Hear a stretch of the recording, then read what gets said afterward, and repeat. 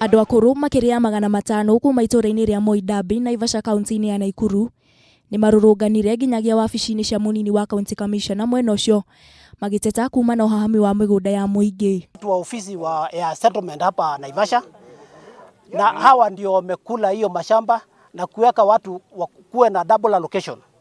Na hizi double allocation ndizo zinapiganisha sisi sasa, kwa sababu unaenda shamba yako na unajua ni yako na uko na ile allotment, unakuta mtu mwingine amekuja na title. Maiyũrio nĩ matukũ ya maingĩ, aikari aya nĩ maugĩte maheirwo gĩcunjĩ gĩkĩ kĩa mũgũnda nĩ ũrĩa warĩ mũtongoria wa bũrũri wa kerĩ Daniel Moi. Ũndũ ũyũ ũgĩũka mweri ũmwe tu thutha wa thirikari kũheana mĩkana wĩgiĩ gũcokio kwa mũgũnda ĩrĩa ĩgwetĩirwo mũgarũ na watho. Tumeletwe sisi hapana nusa shamba iko Moidabi, si tumeletwe na serikali.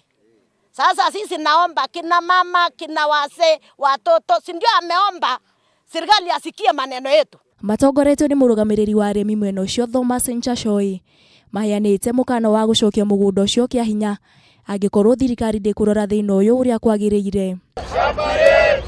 Nakuo mwena wa Gĩtarũ Kabete kaunti-inĩ ya Kiambu, aikari marokire kũrũrũngana makĩmenereria wĩgwatĩri wa gĩthaka kĩa mũingĩ nĩ gĩtanga kĩmwe kũrĩa maigĩte gĩkoretwo gĩkũhũthĩra wabici ũru nĩguo kũhotomia kĩhoto kĩao. Mũgũnda nĩ wao na nĩ wa mũingĩ na nĩ tũkwenda tũcokerio igetha maũndũ marĩa twagĩrĩirwo gwĩkĩrwo gĩtarũ.